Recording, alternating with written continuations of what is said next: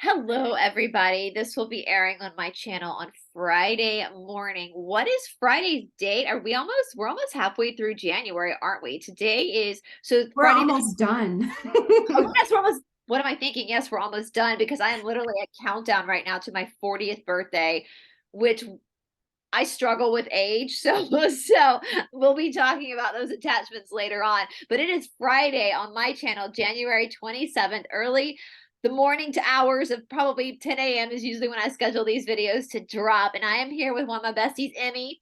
And we got how are you doing today, Emmy? First of all, I always skip that question sometimes because I literally talk to everyone I film with, I'm chatting with all day anyway. So I forget to I'm do. doing pretty good. I had a major revelation that I'm going to talk about a little bit later in the video today. I'm in a school that takes you through A Course in Miracles, the book A Course in Miracles. Yep. And the lesson today, just blew my socks off. It was okay. So I'm gonna share a funny. The people in our course community, it's called Living the Course. If anybody ever wants to look it up, it's closed for this year, but you can get on the wait list for next year if you want to join. But when we have these huge, deep revelations like the one I had today, they call them course gasms.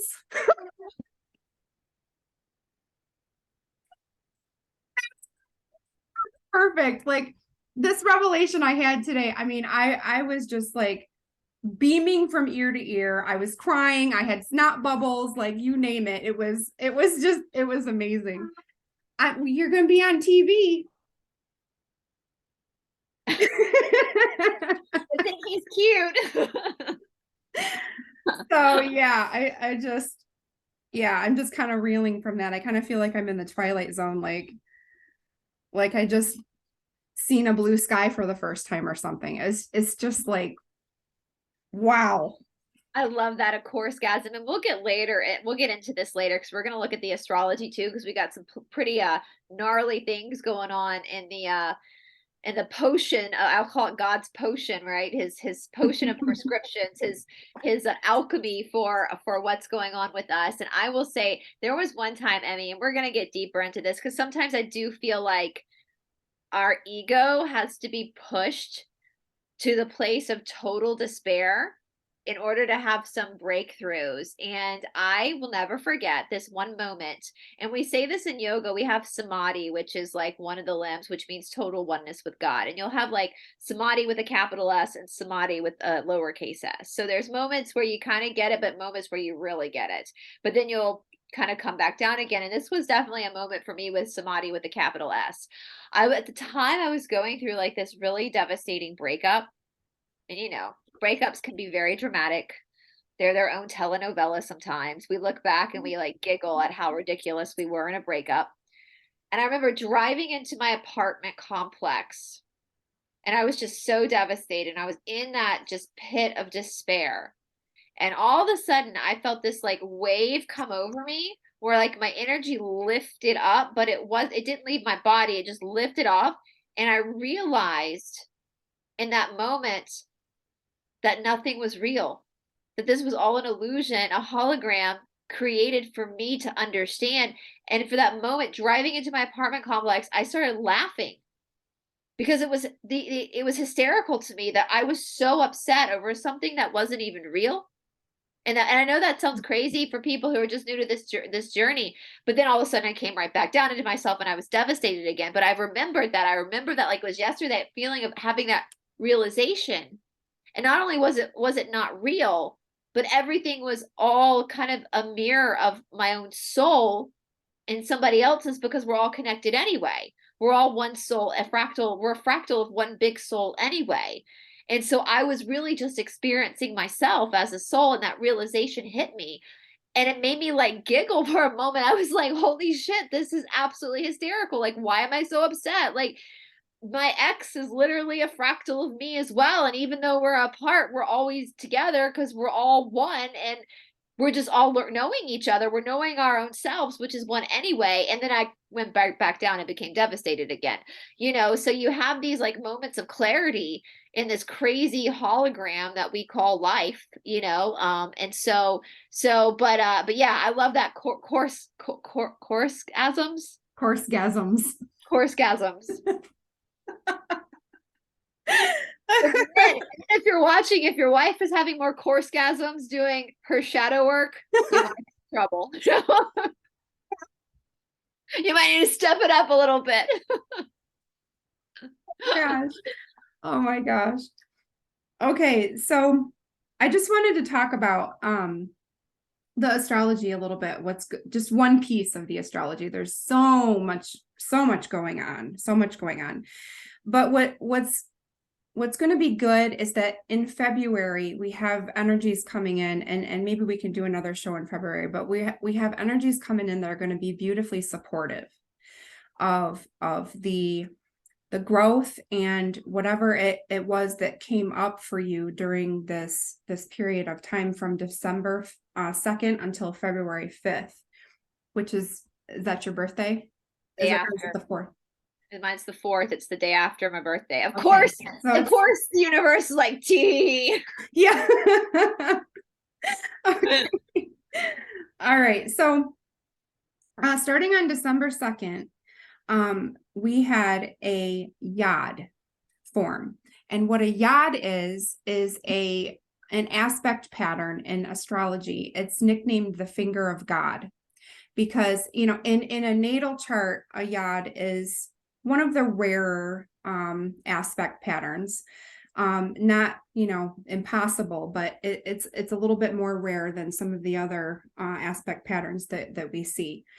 So they call it the finger of God because it is hyper focused on the apex or the point, the tip of the triangle. A Yod is a triangle. It's a very long, skinny triangle. So you have this short base at the bottom, and then you have these two very long aspects called quincunx up to the point of the triangle. At the tip of the triangle is the south node. And the south node it's where we've been, like past life stuff. We're bringing in the wounds that we had, but we're also bringing in the gifts and abilities that we've had in past lives. So those gifts and abilities were being activated in a lot of people simultaneously with the wounds that we need to be healed. So, which is why the last couple of months for many people have been so difficult. There's just been this inescapable heaviness in the heart space of these collective wounds that we've carried with us from past lives, and they're being activated and highlighted by the current situation that you're in right now. So the south node is at the tip of this triangle. And again, it represents your gifts and talents and also your repressed wounds from the past. Now, the south node is in Scorpio, and Scorpio can represent all of the repressed pain. So it's really, really amplified on these wounds. It's just really accentuated, almost inescapable. And then at the bottom of the triangle, you have Chiron. And Chiron is, I've heard it called a comet. I've heard it called an asteroid. I've heard it called a planet, whatever you want to call this body. Chiron is named after a Greek centaur, and the centaur was a healer. And paradoxically, he couldn't heal his own wounds. So Chiron is named after that, and it's nicknamed the wounded healer. And in the other spot is Mars. So you have Chiron in Aries, Mars in Gemini at the bottom of this triangle. And together, I'm just looking at my notes here, together they can activate energy, the energy needed to accomplish this goal. So, and by energy needed, I mean our constant focus on this really hefty, almost oppressive feeling in the heart space. So I know that's not really, the kind of energy that we want because it's so difficult, but it did give us the energy to be able to look at this stuff. So this Yod is like screaming shadow work, shadow work, shadow work, shadow work. And especially if you're in this community, you know, we're all healers, whether you have a modality or not. You could be the healer in your family. You could be the tiebreaker in generational stuff. You could be healing ancestral wounds. Like if you are drawn to the body of work that Bryce puts forth and the stuff that I have on my channel, if you're drawn to that, you're probably a healer. And so a lot of people in this community have felt similarly. It's been a rough couple months. It really has. Now today and tomorrow, Chiron is making a square to Mercury. And squares are the kinds of aspects that are motivating. They kind of get a bad rap because they produce this tension, and tension is often perceived as bad. But without the tension or the fire under our ass, we're not going to do anything about it, right? So when Chiron and Mercury are making an interaction, it's all about our words, the words that we use to harm ourselves or harm others, and conversely, the words that we use to heal ourselves and heal others. So if you have someone in your life who is new to speaking their truth, just have a little compassion, because it may not come out with love. and also if you are feeling the need to speak your truth, do it. Absolutely do it. Mars in Gemini is very activating to the throat chakra. However, a common pitfall is that we don't speak our truth with love. We just want to get it. We just want to hurry up and get it out, especially if it's something that has seemed to has been like repressed or stuck, and you just haven't been able to get yourself to the point to speak it out. We just want to hurry up and get it out, but oftentimes we don't do that with love. So just be mindful of your words the next couple of days, and how they affect yourself and others. So yeah, that's the end of my notes. I was just looking at my page here, but yeah, that's what we've had going on the last couple of months. And myself in particular, I have really had to pull back and cocoon, because some of these energies and these feelings and different things that were coming up were so deep and so heavy. It felt really oppressive, and it was almost inescapable. And for me, what was coming up is my CPTSD was being activated from past abuse, abuse from childhood growing up, abuse from the beginning of my relationship with my husband. And so that was, I believe, the wounds or wound from this life and from past lives that were being highlighted for me. And my CPTSD kept getting re-triggered over and over and over. And the revelation I had today was that, now let me gather my thoughts here, because I'm still chewing on this. It was so big.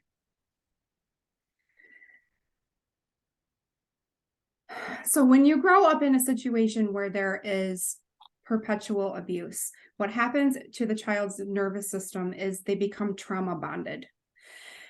Their nervous system gets wired in a way that expects or attracts the abusive behavior, followed by lots of love bombing. And as the child grows up, they attract more people that do the same things. They abuse and then love bomb. And what we don't realize is that when the abuse stops, or when we get out of situations that are abusive, we do it to ourselves, because our nervous system is wired that way. We are conditioned to unconsciously or subconsciously believe that in order to be loved, we have to be hurt first. In order to have, these feelings of good come in, we have to feel bad first.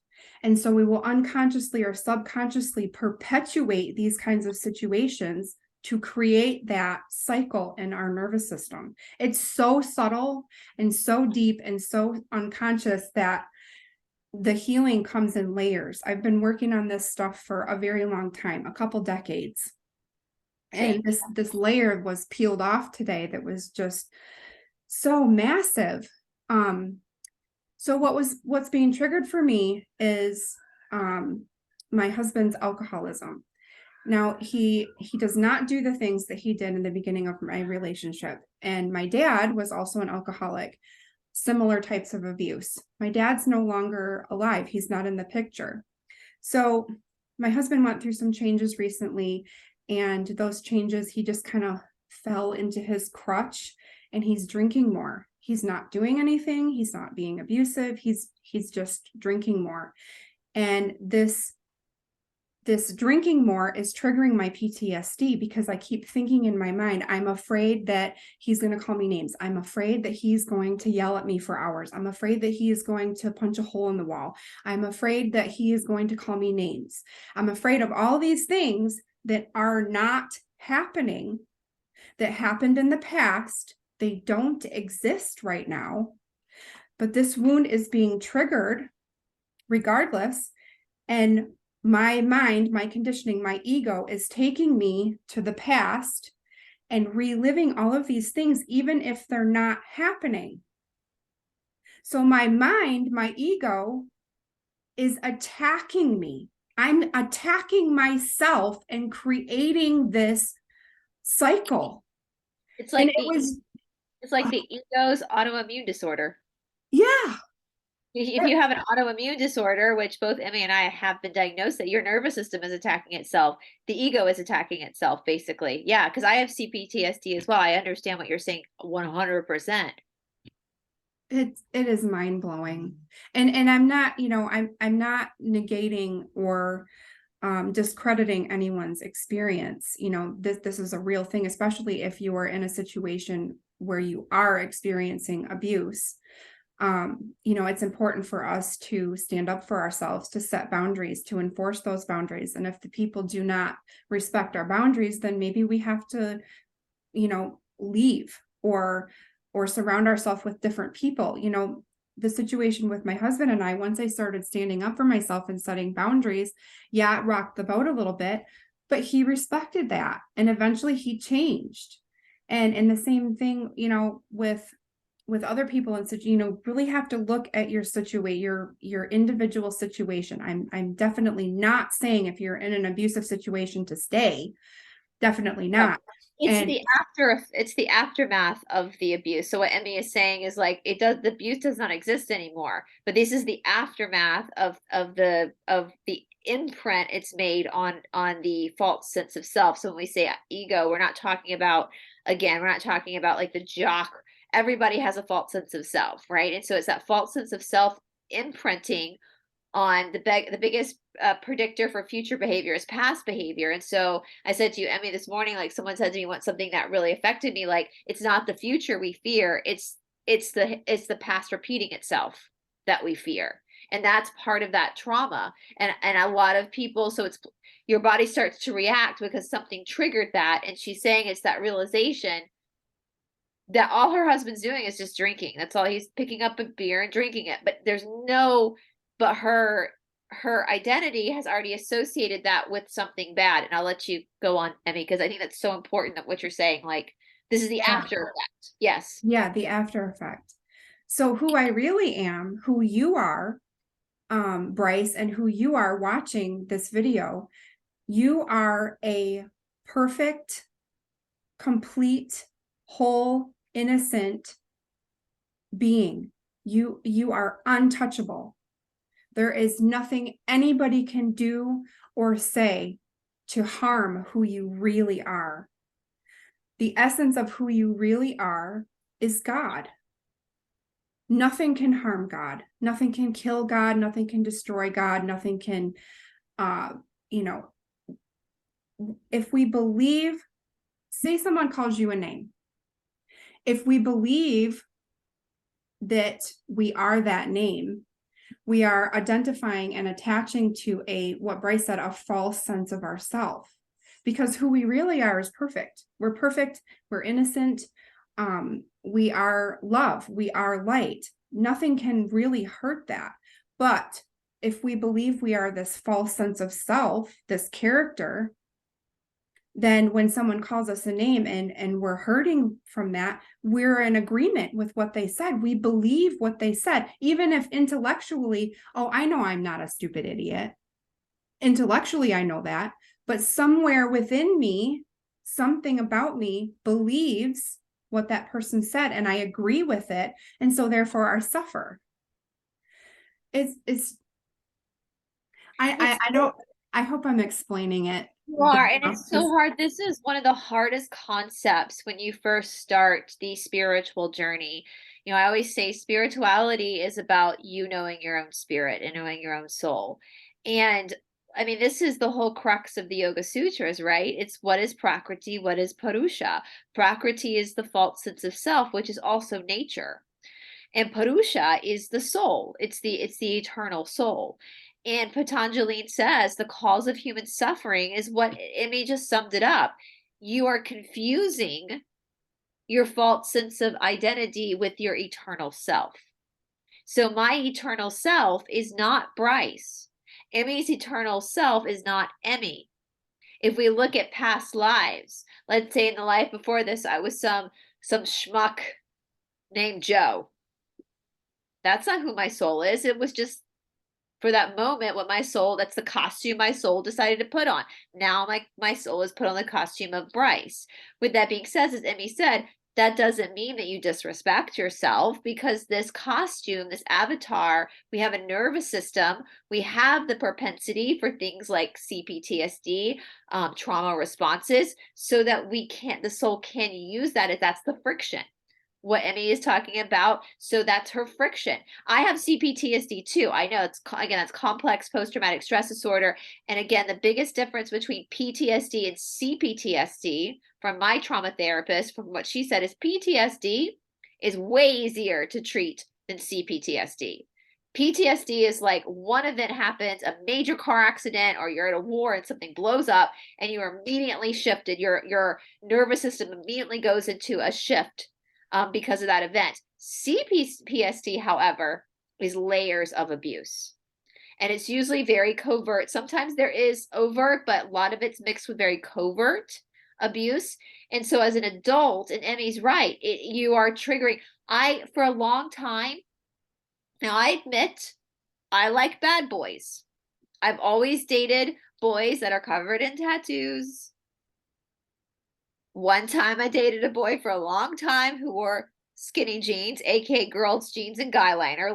That's just kind of, but with that being said, I always, because of my relationship with my dad, I interpreted love is that there was a lot of pain involved and there was a lot of yelling and screaming. And I interpreted that love as passion. That was passion. And it took going through that multiple times for me to realize, well, one night I almost lost my life because of it, but to go into therapy to realize I was clinging to a reality that wasn't true. But here's the beautiful thing about true spirituality. Just like in the Ashtanga practice, which Emmy has been diving headfirst into the Ashtanga practice of yoga is one of the most intense physical exercises you will ever do. We were just talking off camera about how much it changes your body. I mean, we have a joke in Ashtanga where when people get started, we call it, people get Ashtanga-rexic, because all of a sudden they just start losing a bunch of weight because you're burning. I mean, it's very intense and very high intensity. But what the beauty of that is, it's so physically intense, is that you're actually saying, okay, you think you're your body? Well, then let's work your body. Let's use that then. If that's who you think you are, let's pull it and push it and move it and shape it and mold it and make it stronger and make it do, so that these held ideas about yourself can surface. And then once they surface to a point of, I mean, we've talked about it. I mean, there are days I've crawled to my yoga mat, days you have too, where you're crying and you're a hot mess on your yoga mat because the reality of what you think you are, the hidden parts of you, the shadow that you do think you are, but you don't want people to know, start to surface. And so as you start to massively dive headfirst into this false sense of self, only then can that friction come for you to go, oh, but I'm not that. I'm not my experiences. I'm not that at all. This is just my experience now in this life. So yeah. And with the CPSD, I mean, I'm not trying to make light. I don't think Emmy's trying to make light of it either. It's very serious. I myself have had major, I mean, I've talked about it. I have a weight blanket I sleep under, and this is something that I'll probably deal with. Emmy will probably deal with these little roller coasters for the rest of our lives. But our souls picked that. I was just reading with Chiron while you were speaking, Emmy, about it, how he is the entity that uses his wounds as medicine. And that is the crux of what the Yoga Sutras are saying, which is you take those wounds, and that's the alchemist, right? And you transmute them to your medicine. My relationships with men before my early 30s was so toxic that I almost lost my life. But I'm so grateful that I went through that, because I had an incredible trauma therapist who really used Eastern philosophy with me and EMDR therapy with me to help me understand where I myself was not healed. And through that, I had somebody, a therapist can be like a teacher, helping you see those parts of yourselves. And after that happened, I saw a shift in the men. All of a sudden, naturally, I was just attracting really nice guys who were still covered in tattoos and still skateboarded and did yoga and all that kind of stuff, but really nice guys that were very good, have been very good to me, and very healthy relationships. And I have not, since going through that, I've not attracted a man who was abusive. I've not attracted a man who, so that side of me was healed. And so it's actually, when you start to see that, your wounds do become your medicine. Yeah, absolutely. Absolutely. And, if you have a really difficult person in your life, if you can try, I know it's so hard. It's so hard when we're triggered, but if you could try to look past the person or the people or the situation and try to find the wound that's being triggered, these situations will go away. I'm going to share a trigger. It was a financial trigger, and I kept having this trigger come up over and over and over, and it was the same thing, and I kept journaling about the same thing, and I'm like, what am I not getting about this? What am I not getting? And what I didn't realize was that every time I would journal about it and relate it to the 3 beliefs of ego, I learned about the 3 beliefs of ego from Aaron Apke's YouTube channel, and he's got a series of videos in there called Spiritual Intelligence, where he goes through and explains this stuff and explains a certain type of journaling on how to work through catalysts or triggers. And so I used that journaling exercise repeatedly as I was working through this trigger. And once the trigger was worked through, it was financial trigger. And what it was my husband and I growing up had the same wounds. We grew up very, very poor. We had lack or poverty mindset. And our behavior was opposite, though. My behavior growing up in a very poor family was to sacrifice and sacrifice and sacrifice to the nth degree to make sure the bills were paid. Bill's behavior, my husband's behavior, was, oh, I need to hurry up and buy what I want and need before the money's gone on the bills. So our behavior was opposite, but it was stemming from the same wound. Well, once we worked through that wound together and were triggered enough by each other's behavior, his behavior triggered me, my behavior triggered him. But once we worked through this trigger enough times and just finally got it, our financial health shifted and changed. And it changed and shifted so quickly. We were both like, what the heck just happened here? It's just amazing. And When go and ahead. that's literally what happens. Like when I healed that wound with dating terrible men, all of a sudden terrible men weren't coming around anymore. Yeah, it's like you heal the wound and that junk is gone, that lower vibrational stuff is gone, and so you're left lighter, your vibration is higher, and then you attract um more energy, new energy, and money is just a form of energy. And because our mindsets were changing, we healed these wounds, we attracted more money. And it's just like, it's so hard to see money as energy because the way that we grow up, like we're taught that if you want money, you have to work harder, you have to put more time in, you have to do this, do that. I don't necessarily think it's anything that you do, because if you chase something, the more you chase it, the farther away it's going to get. But if you do the work, you can attract it. It's so amazing. It All is. this stuff is just, and you know, it doesn't look like what you think it would look like. Like I've read so many books on law of attraction and why can't I get this, and why am I not raising my vibration high enough, and you know, it's just, it doesn't look like I thought it would look at all. It doesn't feel like I thought it would feel. It doesn't happen the way that I thought No, it would it's not like happen. bippity boppity boo, hocus pocus. There it is.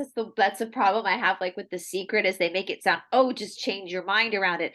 Well, no, if you're following that doctrine and you're having a hard time manifesting what you want, well, that means that there's a wound inside of you that's still uncured and unattended. And so that's why I mean, that was one of the most simplest things that was so mind blowing for me when I realized that, like, okay, so I keep having crappy job after crappy job after crappy job, or crappy boyfriend after crappy boyfriend after crappy boyfriend. Well, what's the common denominator? It's me or whoever's watching.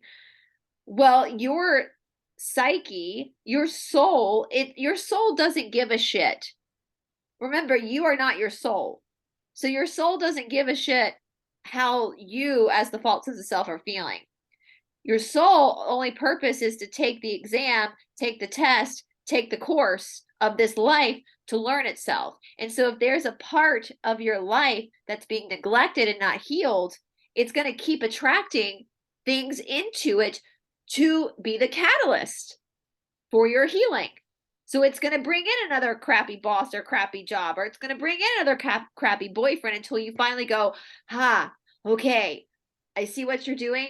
I need to work on me. I need to figure out what in me is not being healed, being attended to, that keeps pulling this in, right? It's like a highlighter. It's like taking a highlighter and being like, okay, I'm going to highlight this part because this wound is not healed in you. And your soul's like, listen here, dumbass. Like, this is why I came to Earth, was to fix this shit. We didn't come to Earth to look pretty and eat popcorn and, watch reality TV. We came to Earth to actually go to Earth school. Like, you got into the Harvard of planets. Earth school is the hardest third density to be in. So we're going to do this course, and until you actually, it's like, I'm not a parent, but if you have a child in school and they're struggling with a subject, let's say they're struggling with math and all their other subjects are great, but they're really struggling in math.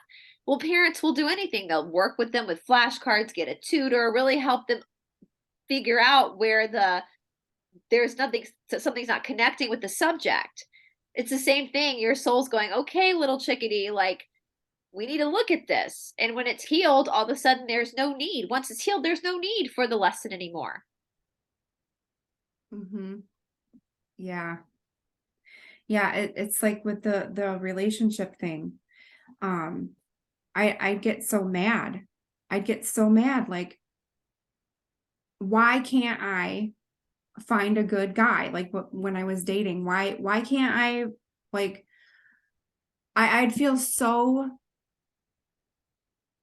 like I just placed everything outside of me. Like I was the victim. There's nothing wrong with me. I'm so nice. How can you do this to me? Like I'm just so nice. Like what is the problem here? And that's the thing. I was focusing everything outward, and like what Bryce is saying, everything that happens to us in this life is meant to clue us in on what we need to learn, how we need to grow, what we need to look at to heal. So I was so attached and so focused on wanting to be loved in a certain way that I wasn't seeing that all of these experiences were showing me that I needed to heal something within myself. And I had no idea. I would just get so angry and so fed up, and that would push me further into feeling like a victim. Like I was just helpless. Yeah. Helpless. I will say too, it's all like, so like, if you can't find love, where are you not loving yourself? If you feel like you've been betrayed, where have you betrayed yourself? I mean, Shanti talks about this. And I will say something. So in the chat earlier today in our signal group, they were talking about codependency. And so I want to kind of talk about that a little bit too. Like, what is codependency? So a lot of this too comes back to a sense of self. And what I mean by self is I'm not talking about the small self with the lowercase s, which is the false identity, the false sense of self. I'm talking about the self with a capital S, which is the soul. It's that being able to anchor into yourself, and so with things like codependency, if that's something that someone struggles with, if that's something they're learning they struggle with, codependency, it doesn't mean that you're constantly hanging out with people and doing things with people. Like you could have a very close-knit family, a close-knit group of friends, and you just enjoy spending time with them. That doesn't mean you're codependent. What that means, a codependent from a mental health perspective, means that you are dependent upon another person outside of yourself to give you a sense of self. Okay, that's codependency. And that's when you see the unhealthy relationships where one person in the relationship is dependent upon. You usually see this with narcissists and empaths, where one person becomes dependent upon the other person to give them a sense of self. And whenever you're reaching outside of yourself to define yourself, it's always going to be problematic because that's within you. And so it's always about you and resting into you, who you are. And it's the same thing. So it's the same thing with like dating bad men. Where is that love wound in you that needs the Neosporin and the Band-Aid and the kiss boo boo better, make it better. That only you can really, no one, I know Emmy's been through a lot of programs. I've been through therapy, yoga. The therapist, the teacher is literally like sitting there giving you the template, but you do the work. There is no magical pill where you go into a yoga course or therapy or a 12-step program or whatever it is, where a Reiki session where someone says, okay, here's your pill, just take it and you'll be better. No, it is you doing the work with someone there showing you the steps. Mm-hmm. Yeah. Codependency is very, very common. It also shows up in relationships with addiction. And it doesn't, it's not always in romantic relationships either. Like I was very codependent, very codependent. I have a video on my YouTube channel. It's one of the earlier videos that I put up shortly after the channel was formed. It's called Codependency and Trauma Bonding. And I go through and I explain what both of them are and different things that you can do to help yourself. A really good book on codependency is called Codependent No More by Melody Beattie. That book was life-changing for me. I read that when my oldest 3 boys were really young. And I was in a narcissistic relationship with my ex-husband for 17 years. And so that book was very, very, very eye-opening for me. And it showed me that I was not only codependent with my ex-husband, I was codependent with my alcoholic sister. I was codependent with a couple of friends that were abusive. And really what Bryce was saying, I got this sense of value from being needed. I needed you to need me.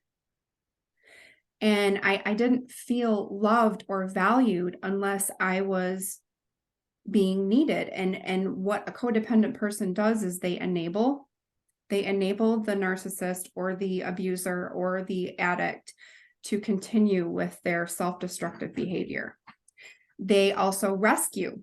for example, one thing that I was doing with my sister, she was an alcoholic. She would get drunk and she would get lost, and she would be somewhere where she didn't know. And she would call me in the middle of the night and try to describe to me where she was. And I would have to go find her, and that was, I was rescuing her. I was enabling her to continue with this destructive behavior. But when I would go pick her up and I would save her, I would feel like, oh, I'm so valuable. I'm helping her. Like, I Value. needed Yes. to be needed. Like that sense of self. I needed someone else to need me to feel like I was anything. And yeah, it's just, and it's so subtle. It's so subtle. Like even with what I just went through with my PTSD being activated, like that is a part of trauma bonding. And I have been working through this. And, I think that I get to a level where I'm well, and then something like this will come up again. And it's like, nope, there's still a little bit that needs to be addressed here. So it's just very, very eye-opening how when our nervous system gets wired in a certain way, healing is a very long process. It takes a very long time. And it can get easy to get frustrated with yourself. Like, seriously, I have to do this again. Like, I just visited, like, it's just so frustrating sometimes. It's like, I thought I was done with this. I thought I passed this class. I thought I passed this class. Well, I'm glad you talked about the subtlety too, Emmy. And I will say, because I know when I went through my therapy, because I attracted narcissists like crazy. I'm definitely the empath in a romantic relationship, where I will be the codependent on a romantic relationship, which obviously I learned to value my sense of self as a child, because I was around a shit ton of narcissists as a child. And so that was my survival mechanism. That's what I understood to be real. And it's interesting because my therapist would say to me, like, because I remember going into therapy when I first started, and every week I would go to my therapist, I would have found another personality disorder that I thought I was. That's how I know so much about personality disorders. And every week my therapist would say, this is not you. Then finally one week she was like, Bryce, you are a very healthy minded person. We just need to tweak some things. She's like, you have a very tender heart. We just need to fix a few things. You do not have any of these disorders. Because I was trying to see, oh, this is why I'm broken. This is because of this. Again, putting something on outside, a disorder that's not myself, right? Putting it on something else. And she was like, and the fact that you actually think you have all these disorders means you probably don't. So people who have these disorders don't think they have them. Anyway, so I remember her saying that to me. And then she said, let's look at this codependency. Let's look at this one area of your life where you're showing signs of codependency. She goes, let's look at your whole life as a whole. And she goes, you got on an airplane by yourself and went to India. You got on an airplane by yourself and you traveled all over the world. But India was the focus because I was going to a school where I was going to be working very hard. And she goes, and you knew no one. And you knew it was going to be a lot of this is in between my trips to India. I was going to be going back eventually. Actually, when I was dismissed from therapy, when she said, I think we're done here, was right before I went on another trip to India. And she goes, this is a perfect time. Universe is telling you it's time for you to go fly free, little bird, and she goes, so let's look at this. So she was like, in a lot of ways, and the complexity of you're very centered in who you are. You're very centered. You do things by yourself all the time that a lot of people would never do by themselves. But in this one area of your life, you're a little bit, we need to tweak this. We need to figure out why it is you keep repeating these patterns with men, and why you become, because I'm very, I wouldn't call myself an alpha female, but I'm a very strong personality. I will do things by myself. I don't mind doing things by myself. I will get shit done. I'm not submissive in life, except in these relationships. I would cower down. I would, I didn't want to, and you're right, Emmy, like when the abuse would start, and then the love bombing came after that. And if you've been through that cycle of being abused knocked down, called all sorts of names. And then the love bombing, the intensity of the abuse is matched with the intensity of the love bombing. So then all of a sudden you're on cloud nine because this person is so sorry and they really need you. And so you have to unwind that all the way. You know, in my EMDR sessions, my therapist never even focused on my boyfriends. We went all the way back to my dad, back to me being an 8-year-old. And that started to unwind where I felt the need for this one aspect of my life that needed to be healed, really massively healed. And so I want to make that clear. Like Emmy's right, there's subtle things. When you're talking about something like codependency, you could have a person in your life that's like, that was like me, that very independent, very grounded in who they were, have really healthy friendships, but yet they always date assholes. And you don't know why. You're like, why is this person doing this? Why are they cowering down? You know, we've all had those friends that were like, this chick is so much better than her boyfriend. Like, this doesn't match, but yet she cowers down. That's that wound. And that's where that codependency is, because that one part of yourself is broken. It needs to be fixed. You know, and honestly, I know this sounds so cliche and so cheesy, but the journey of healing, again, I would never I gained so much wisdom over being able to see the complexity of my own self that way. And I'm not saying I'm perfect. We all slip up and end up back in old patterns again, but I now recognize I know what it is. I know, and it's like you said, the ego is trying to attack itself, right? So, and that's the beauty of it, because how many people are in these positions and they have no clue what's actually going on? They just think they have bad luck. How much power do you gain when you go, wait a minute, the only person who can fix this is me. Mhm. And I'm not going to fix it by just sitting there and saying, okay, I'm going to change my mind. I'm going to change my mindset. No, you have to go back and rework the patterning, because there's a patterning there, you Yeah, know? the mind is just one part. I mean, you have your thoughts, which is your mind, you have your emotions, and you have your actions. If you don't have all three going on, moving in the same direction, you're going to continue to attract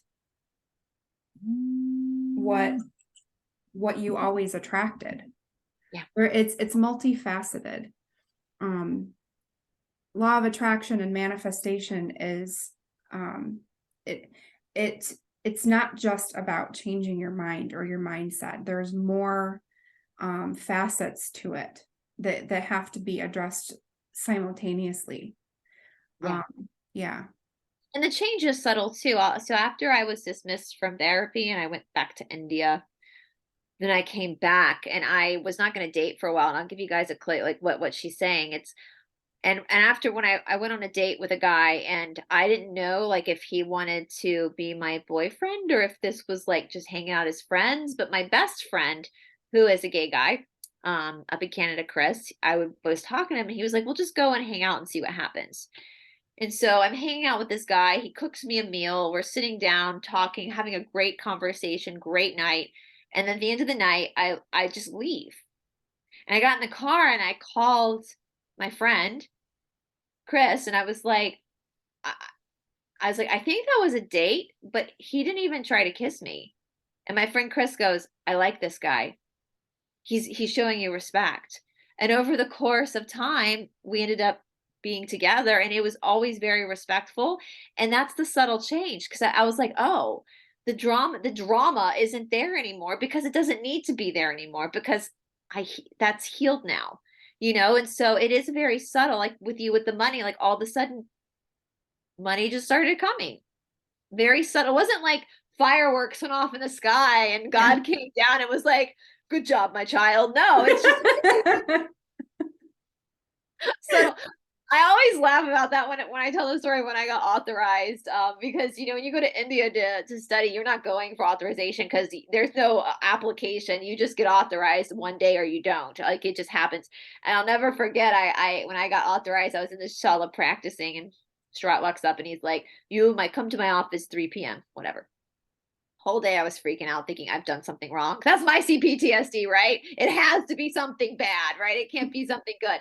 And I go in there and I'm nervous. He was like, have I authorized you yet? And I said, no, sir. And he goes, okay, I authorize you now. And so he authorized me. I'm sitting there and I was like, oh, that's it? Like, I'm like holding my authorization paper and I was like, where are the fireworks? Like, and I just walked out with a piece of paper and I was like, oh, okay.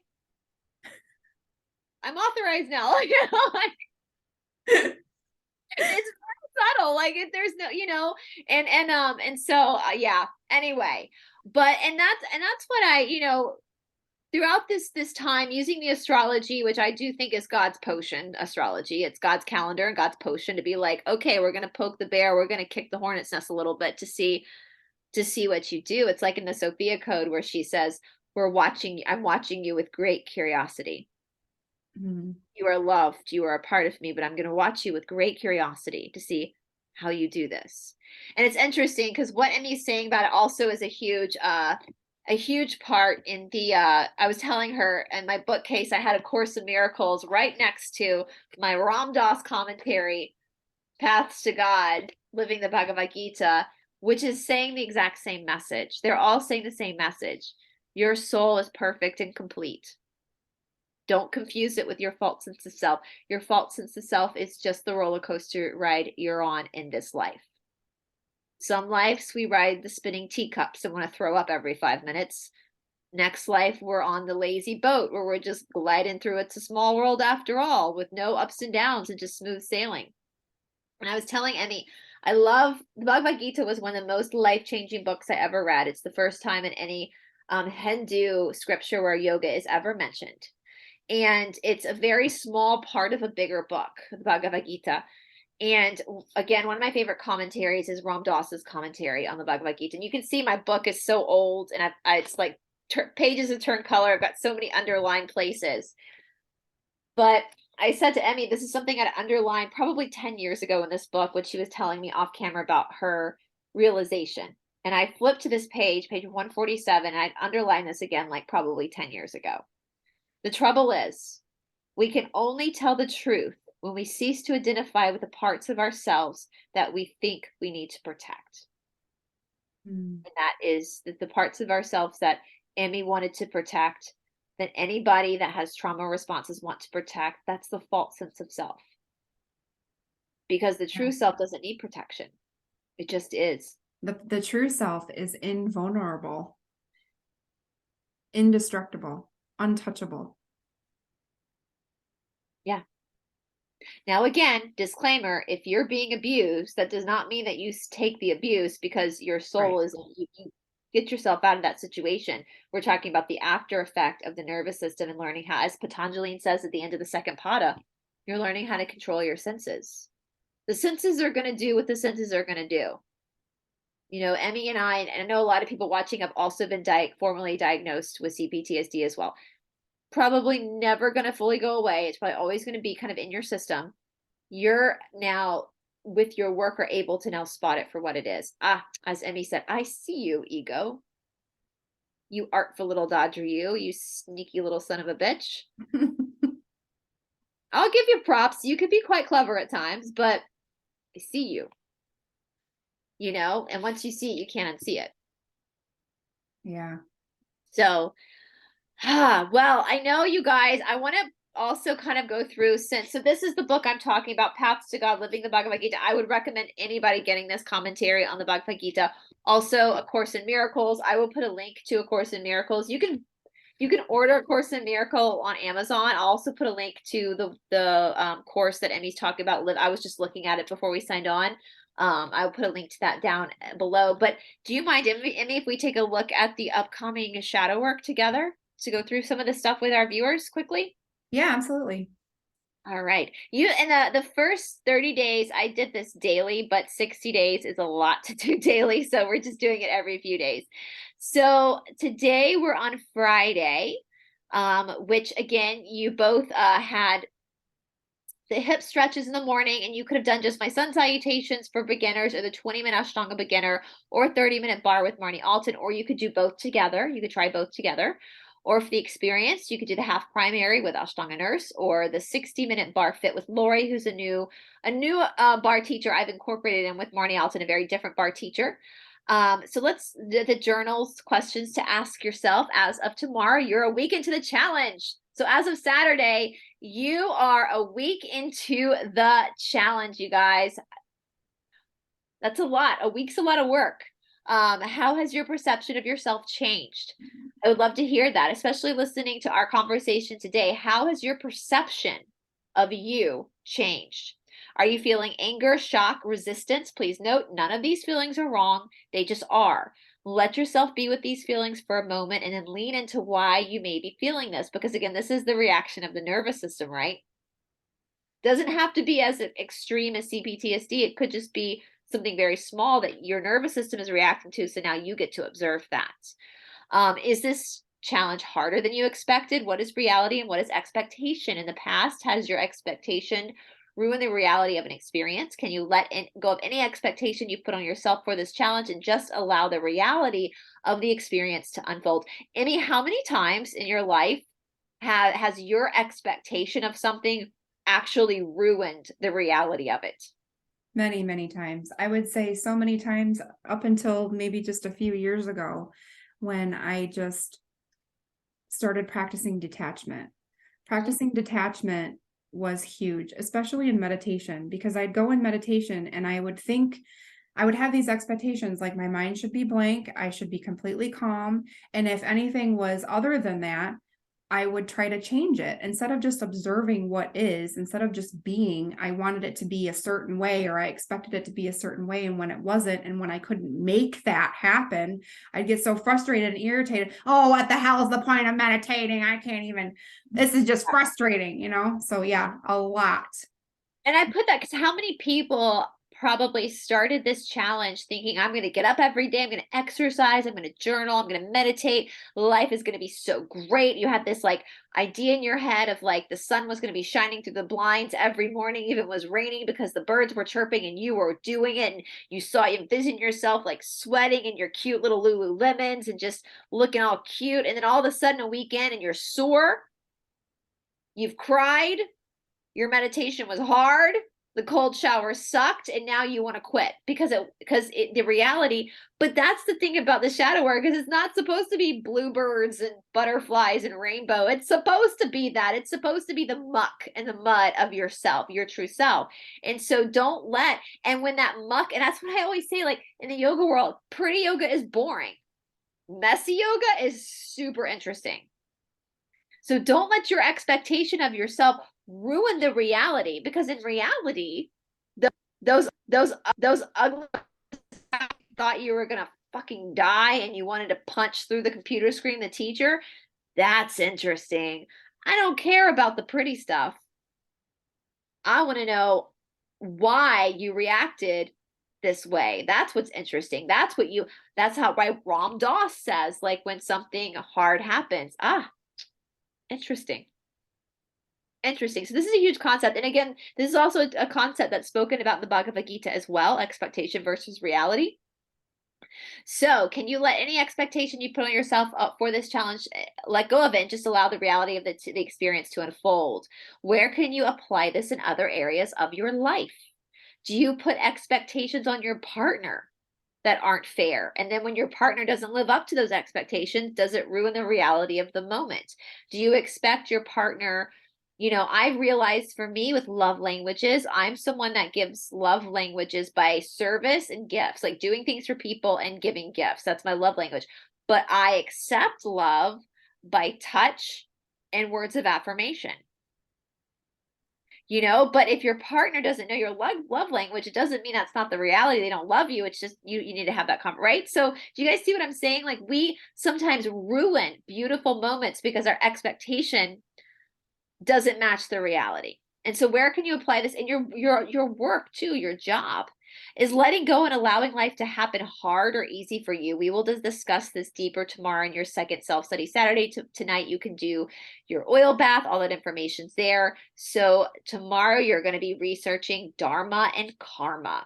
What is Dharma? What is karma? What is your role in both? I won't give too many spoilers, because I really want people to look it up for themselves. How does karma work in your life?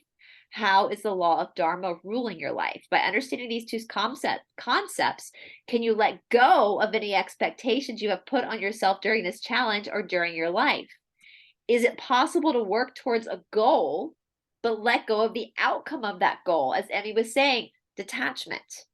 This is a concept we will explore this upcoming week. And this is something that was mind blowing for me when I first started studying the Bhagavad Gita, where Krishna basically tells Arjuna, don't do this work for the fruits of your labor, do it for the work. When you're in Navasana, when you're in a really, looking at it first in your exercise, if you're in a really hard exercise and your mind is screaming and your body's on fire, can you settle into like enjoying that and loving that friction instead of the fruits of your labor, instead of thinking, oh, I'm doing this because I'm going to get a small stomach and I'm going to look great in a bathing suit in summertime? No, that doesn't matter. What matters is right here, right now. Tomorrow never comes. The past is never coming back, and tomorrow never comes. All you have is now, right now, in that moment of that Navasana, of that handstand, of that kickboxing, of that bar where you're sweating and your legs are shaking and your muscles are on fire. Can you settle into that right here and right now without any expectation of the outcome of that work? We see, and how can you see that in your life too? Can you go on a date with a guy and not have any expectation? Just be in the reality. What is there more beauty there that you can see if you don't have any attachment to an outcome? Are there things you're missing?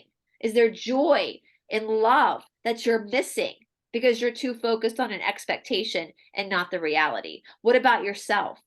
Are you putting so many expectations on yourself that you can't see the reality of who you really are? And are there things about the reality of who you are that are way more beautiful than any expectation you put on yourself? So I hope, and that's going to get into Dharma and Karma as well. All right, so that's your self-study Saturday.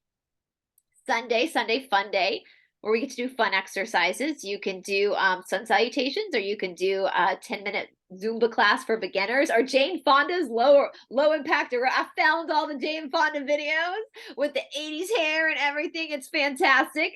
There are the sun salutations experience. You can do Richard Simmons sweating to the oldies, or if you want to, you can, if you're able to, you can come to my yoga class at Sacred Garden Yoga, or you can take a walk, a 60-minute walk with your friends and family. All right, yesterday you explored the concepts of Dharma and Karma. After a day's worth of contemplation, what other thoughts around this topic come up for you? Are you a person of faith? If so, why? If not, why? Doesn't matter, because Dharma comes into having faith, being able to rely on faith. Do you believe in a higher purpose in life? If so, why? If not, why?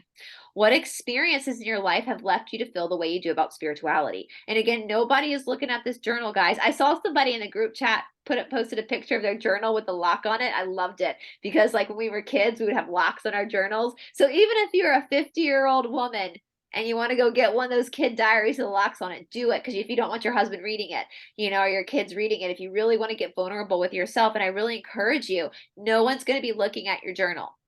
All right. So you can be as raw and as vulnerable as you need to get that out of you, so you can see the reality of who you are in a different light. All right. Monday, you are going to be doing either bar again. You have 45 minutes for experience you have the 8-minute for beginners, 45 minutes with Marnie, or the 60 minutes with Lori. And you have the option to start off with some sun salutations.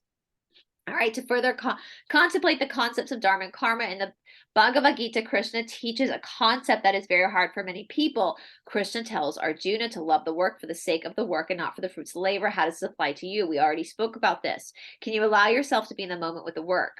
Can you love the hard stuff? Can you move deeper into your workout, especially when it's hard, and learn to love the heat and the friction caused by the work? How does this change your outlook on exercise? Can you enjoy the movement of the exercise without thinking about the benefits of exercise? How does this concept of enjoying the work for the sake of the work apply to your perception of reality and expectation and the theory of Dharma and Karma? Do these concepts allow you to let go of expectation? All right, same closing. We'll go through one more day, Tuesday, and then we'll pick up with the February stuff a little bit in a few more days. So Tuesday, January 31st, you can do sun salutations. Oh, now I gave all levels. So first do the warm-up hips if you want to, then sun salutations with a 45-minute bar. Do your 5-minute cold shower. How did you feel only having an exercise for all levels? Was there any anxiety? So when choice was taken away from you today and you only had one exercise to do, did you feel levels of anxiety? Were you able to practice letting go of expectation? So if you're a beginner to exercise and you saw today that you didn't have the 8-minute option anymore, you only had the 45-minute option, were you able to like lean into that? Did you surprise yourself? Or were you panicking because all of a sudden, I never say in these challenges that you have to finish the exercise. What pressures are you putting on yourself? If you participated in the first 30-day challenge, what has changed for you in both your body and your mind? Go back and review the 3 things you want to work on this challenge. How have they shifted? How has your perception of yourself changed during this challenge? Is exercise hard for you? What mental traps have you found regarding exercise? Contemplate the mind, the power of thought, and the power of belief. We will be looking deeper into this during the week. And so I'll leave it there for now. Once again, if you if you don't have the template, you can still email me at shadowworkchallenge@gmail.com and I will send you the template. It is never too late. We're not grading you, are we, Emmy? Like, no, we're not asking for your homework. Like, this is just for you, to do what you can do. And so I'm Emmy, I'm thinking next week, if it's okay with you, we can go deeper into the power of exercise in the mind and how exercise can be used as a tool for abuse and a tool for liberation, because I know you have a lot of experience with that as well, and expectation and reality, because I kind of want to see also how you guys are. Let us know in the comment section below. Is this like a new concept for you? Dharma, karma, expectation, reality. Like, where in your life are you kind of like sabotaging yourself because you might even be doing it subconsciously. I think a lot of us do it subconsciously, where we have an expectation.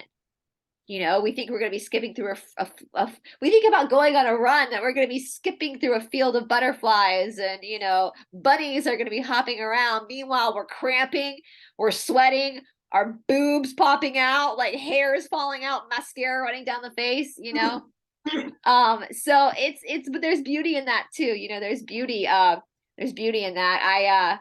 I'll tell you guys a funny story we'll leave off on. My first trip to Africa, I was in my early 20s. And my ex at the time, the guy I was dating at the time, I said one video, not to brag. I've had a lot of boyfriends, not to brag or anything, but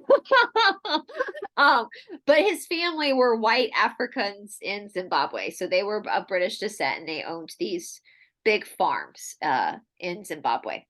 And this was all during the whole Mugabe situation with white farmers and stuff. So there was a lot of tension there. And of course, I thought it was a great idea to go during this time because my soul loves a challenge. Well, I was a big runner at this time. I was a long distance runner. And I got to their farm in Kwekwe, the town they lived in. And I was asking, my ex got on the 4-wheeler and like showed me where it was safe for me to run, because going too far into the bush, you've got wild animals, all sorts of stuff. So he was showing me like where it was safe to run. And the next morning, he taught me to say Mangwanani, which meant good morning in the local language, Mangwanani. So I was running the next morning, and all the workers in the farm were out laboring, doing their work. And I was running, and they would stop and look at me very strangely. And I would say Mangwanani and keep running. And they would look at me, then they look behind me, then they look at me, and they like look behind me very confused. And I came back to the house and I told my ex, they were like staring at me and kept looking behind me. He goes, yeah, because no one here runs for activity. They thought something was probably chasing you. Like, no. He's like, nobody here runs for like fun. Like, they're like, this crazy white girl's running and they're probably confused because nothing is chasing you. And they're expecting like something like, do they need to run too? Like, they see you running, do they need to start running too? And they're so confused because it was like they literally dropped what they were doing and kept looking behind me, like, and I was like, what the hell are they doing? I was like, what I mean, like, oh my gosh, that's hilarious. the crazy American is out there running in the bush, just for fun. So talk about expectation and reality like that. If I had not observed that, I wouldn't have that. Yeah, I still crack up about that now. So like, what the hell is she running from? So anyway, parting words you want to say to our lovely viewers, Emmy, before we sign off for today? Yeah, just don't take yourself so seriously. Don't take life so seriously. Have a laugh. It's been a rough couple months. Go watch a funny movie. Go look up some jokes. Tell your kids some jokes. Ask your kids to tell you some jokes.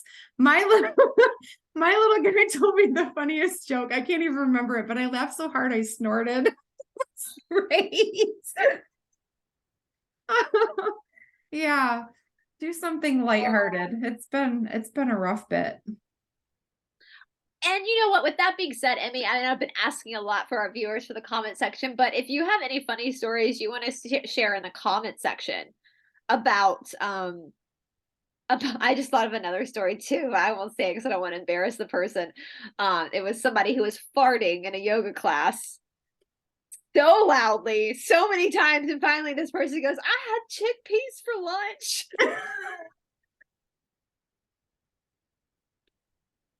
And I could not keep my shit together for the rest of the class. I was laughing so hard. So if you have any funny stories of where the expectation did not meet the reality, but the reality was very comical, leave them down in the comment section below so that we can all laugh with each other. So you guys got it. It's hard work, but that's why we came to Earth School, right? That's why we came to Masterclass. Masterclass. Next life we can go to Venus and just be in the spa. Oh yeah. That sounds lovely. All right, you guys. Well, we love you. I will be putting all the links down in the description box below, including Emmy's channel. If this is your first time seeing Emmy, go subscribe to her channel, and we'll talk to you soon, guys. Bye, everybody. Bye.